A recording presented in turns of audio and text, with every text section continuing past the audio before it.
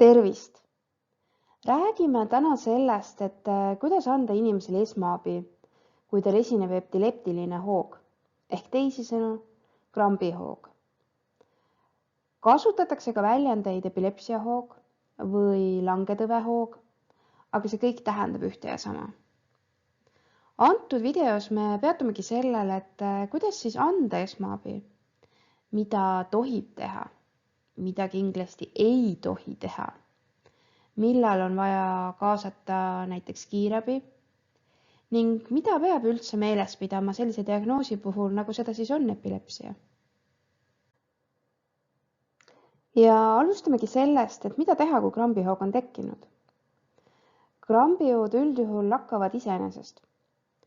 Ühe hoo pikkus on tavaliselt selline minut kuni 5 minutit, aga on ka kindlasti pikemaid hoogusid. Ja sellest me räägimegi hiljem, millal siis nende pikemate hoogude puhul on vaja kutsuda kiirabi. Abi andmisel on hästi oluline, et sa jääksid ise rahulikuks. Ideaalne on see, kui sa saaksid korraks kella vaadata, et panna paika see hetk, et millal see hoog siis hakkas. Ning hiljem ka see, et millal see hoog siis lõppes. Et see lihtsalt annab meile võimaluse hinnata siis hoo pikkust. Ja kui nüüd inimesel on seljas selline riietus, mis on väga ümber kaela, siis vaata, kas sa saaksid lõdvendada seda särgikaelust, sest nii on lihtsalt tal endal parem hingata. Ja kui inimene krambitab nüüd millegi ohtliku lähedal, näiteks terava kapinurga juures, siis võimalusel nihuta mööblit või pane selle mööbli nurga ja inimese vahele midagi pehmet, et siis vähendada vigastusi. Samuti, mida sa saad teha, on see, et kaitsta tema pead. Ja selleks on väga hea mõni pehme ese, näiteks rätik, kampsun, fliis või midagi muud, mis sul käepärast on ja saad asetada tema pea alla. Väga oluline on see, et sa oleksid inimese kõrval krambihoo ajal. Sest nii kui hoog lõpeb, siis tuleb inimene keerata külje peale ja jätta ta siis lebama sellesse asendisse. See on selle jaoks vajalik, et siis kõik suust tulev pääseks välja ja ei tekitaks lämbumist inimesele. Kuna krambi järgselt siis puudub inimesel köha ja neelamisrefleks. Ja siis võibki juhtuda, et kas siis sülje või siis oksemassid inimene võib tõmmata hingetorusse, kui ta jääb selja peale lamama. Seega, alati külje peale, kui hoog on lõppenud. Samas, kui on võimalik juba hoo ajal keerata inimene küllili asendisse ja ta jääb stabiilselt sellesse, siis ka seda võib teha. Aga seda tegevust tuleb teha ettevaatlikult, et mitte siis põhjustada lisavigastusi juurde. Ja kindlasti ei tohi jõuga teda kinni jääda hoidma selles asendis. Epilepsia hoo ajal võib kinni hoida või siis jõuliselt inimest liigutada ainult siis, kui selle mitte tegemine võiks lõppeda inimese surmaga. Et näiteks hoog juhtub kuskil sellises kohas, et ta võiks kukkuda vette või näiteks ta on kuskil basseini ääres, et siis sealt ta võiks sisse kukkuda või kuskilt kõrgelt alla, näiteks treppidest. Aga kokkuvõtvalt, kui on võimalik, siis võite hoo ajal keerata inimese külje peale, aga pärast hoogu te peate seda kindlasti tegema, et siis see on kohustuslik. Pärast hoogu, kui inimene on teadvusele tulnud, siis see on täiesti normaalne, kui ta on unine, uimane, segaduses, on mingid häired rääkimise juures. Ja mõnikord pärast hoogu võib esineda ka rahutust. Kui inimesel esinevad sellised rasked krambid, siis selle ajal võib tal ka kaduda kontroll nii siis põie kui ka päraku sulgurlihase üle. Ning see võib siis kaasa tuua sellise tahtmatu roojamise või siis urineerimise. Seega kõik eelpool mainitud asjad on normaalsed. Ja vajadusel siis helista 112, Ja miks ma ütlen, et vajadusel? Sest alati ei ole see vajalik. Ja paari slaidi pärast ma siis räägingi täpsemalt, et millal sa peaksid sinna helistama ja kaasama siis kiirabi. Mida siis ei tohi teha? Kui inimesel on krambihoog, siis ei ole vaja ega ka tohi teda kinni hoida ega takistada tema liigutusi. Inimene, kes krambitab, talle ei tohi hakata panema midagi suhu või siis proovida panna midagi hammaste vahele. See on vale arvamus, et peab panema ja ma toonitan üle, see on keelatud panna midagi inimesele suhu. Ja kui te nüüd küsite, et miks siis põhjus on lihtne, et kui te panete nüüd mingi kõva eseme inimesele suhu ja ta krambitab samal hetkel, siis ta võib murda oma hambad ära, see võib ajada inimest oksele, see võib vigastada inimese suud ja ta võib ka selle asja katki hammustada. Ja kui ta on selle katki hammustanud, siis ta võib selle tõmmata endale hingamisteedesse ja see omakorda siis võib tekitada lämbumist.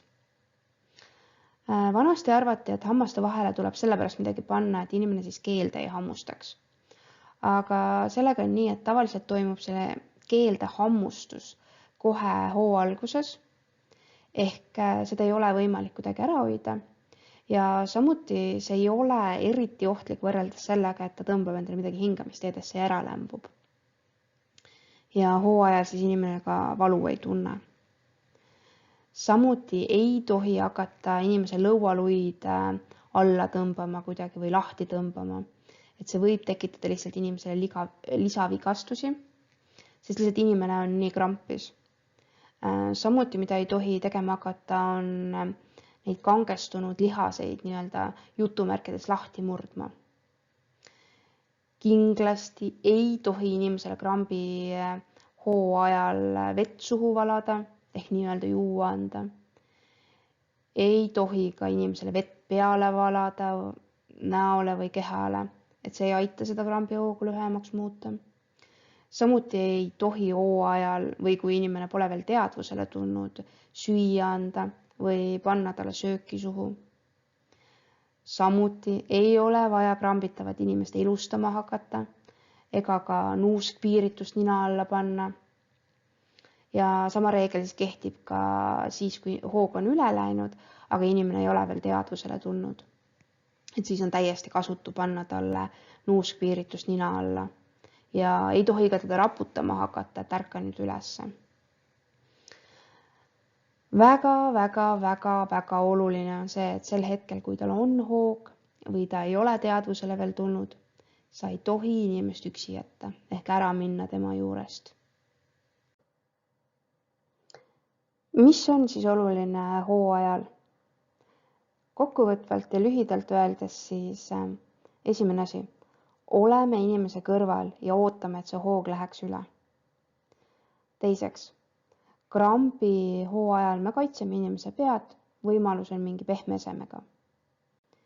Ja kindlasti me ei pane talle mitte midagi suhu ja me ei takista tema liigutusi. Ja nüüd lühidalt sellest, et mis on oluline siis peale hoogu. Esiteks, peale krambihoo möödumist me pöörame inimese külje peale. Teiseks, me ei anna talle süüa ega juua, enne kui ta on teadvusel. Ning kolmandaks, me oleme ta juures, kuni teadvus on täiesti taastunud. Ja nüüd räägimegi sellest, et millal siis kutsuda kiirabi. Kiirabi tuleb siis kutsuda, kui krambihoog on kestnud üle 3 minuti või kui ühele hoole järgneb teine hoog ja seda siis 60 minuti jooksul. Või kui inimene pole teadvusele tulnud ja seda siis 30 minuti sees. Aga kui raviarst on teile andnud teistsugused juhised, siis lähtuge sellest, et millal kiirabi välja kutsuda. Raviarst võib ka teile öelda, et kutsuge kiirabi välja alles siis, kui krambihoog on kestnud üle 5 minuti või üle 10 minuti, siis usaldage raviarsti. Aga kui raviarst ei ole teisiti teile infot andnud, siis lähtuge sellest, mis ma just eelnevalt ütlesin. Kindlasti tuleb kiirabi kutsuda siis, kui inimesel on tekkinud tugevad vigastused või inimene, kes krambitab, tal pole varem krambihooge esinenud või inimene on sinu jaoks täiesti võõras, ehk näiteks tänaval on kellelgi krambihoog, siis sa ju ei tea, kas see on tema esimene hoog või korduv. Ja kutsuge siis kiirabi, kui sul läheb meelest ära, et kuidas esmaabi anda. Või midagi on selle hoo juures teisiti kui tavaliselt. Või sa lihtsalt tunned, et sa vajad abi. Ja kui sa kahtled, kas sa vajad abi või mitte, siis alati helista 112. Aga mida peab siis silmas pidama, et vähendada võimalusi epilepsia hoogude tekkeks? Kõige esimene ja äärmiselt oluline asi on epilepsia vastaste ravimite kasutamine ja seda siis tuleb teha regulaarselt. Ja täpselt nii, nagu raviarst on seda ette näinud.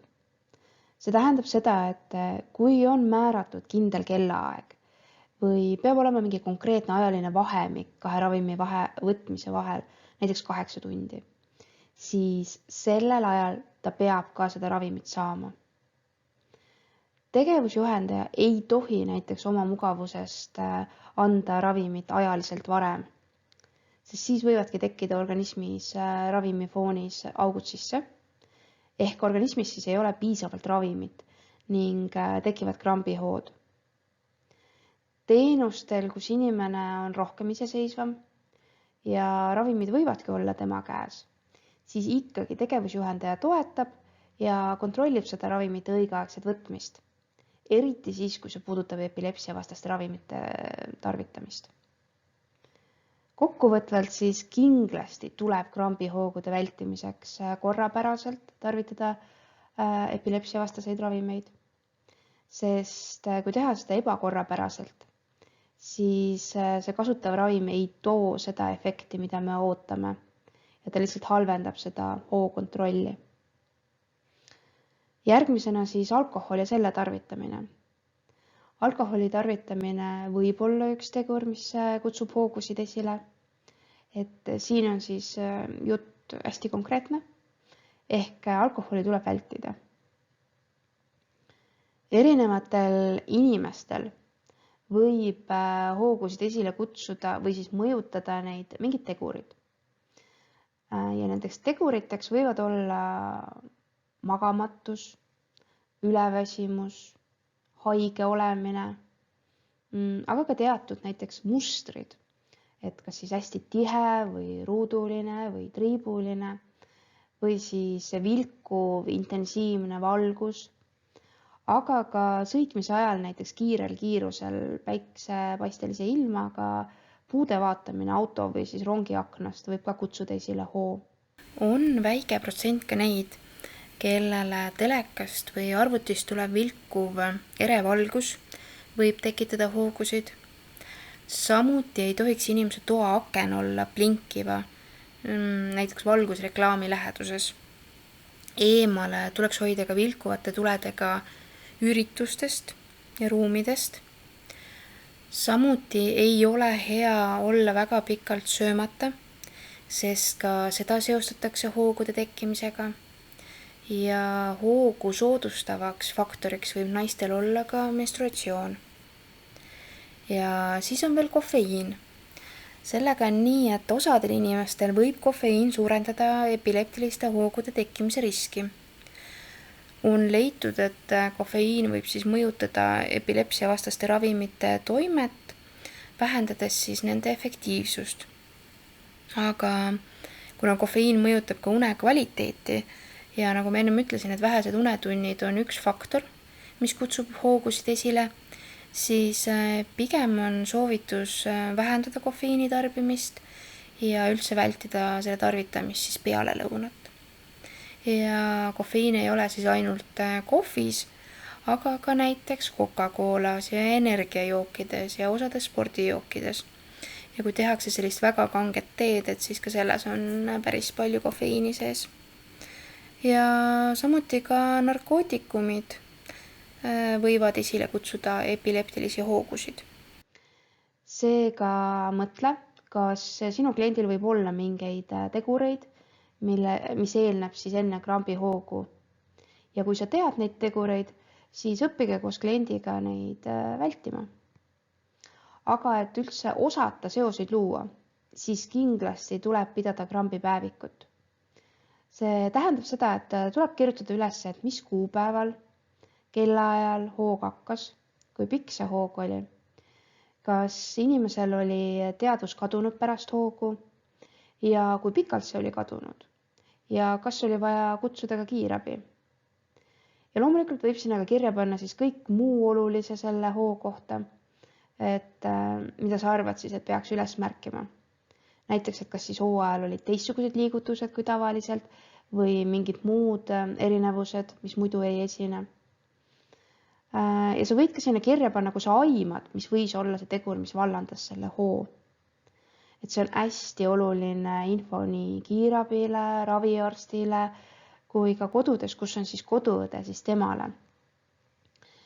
Ja selle päeviku täitmisega on nii, et temast on kasu alles siis, kui kõik töötajad on selle täitmises järjepidevad. See annab võimaluse siis tervishoiutöötajatele teha selle pealt järeldusi ja otsuseid. Näiteks arst võibki paluda visiidile tulles esitada viimase 6 kuu krambipäeviku. Ja kui te seda kirja ei ole eelnevalt pannud, siis te ei saa ju seda teha.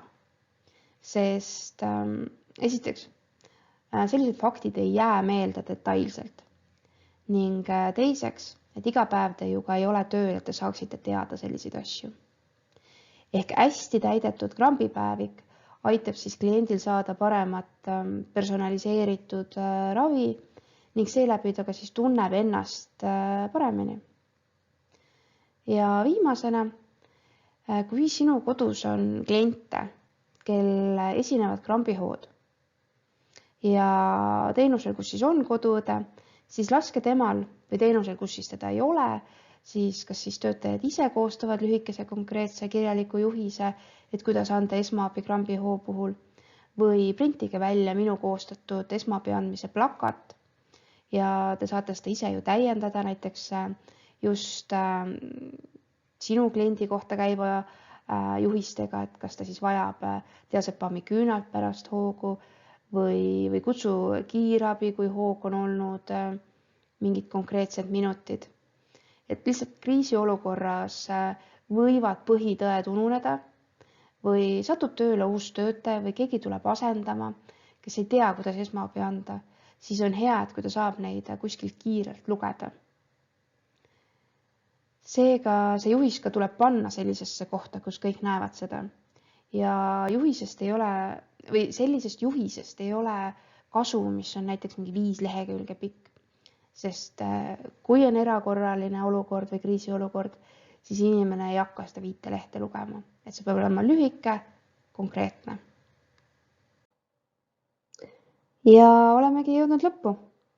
Seega aitäh kuulamast ja kõike head!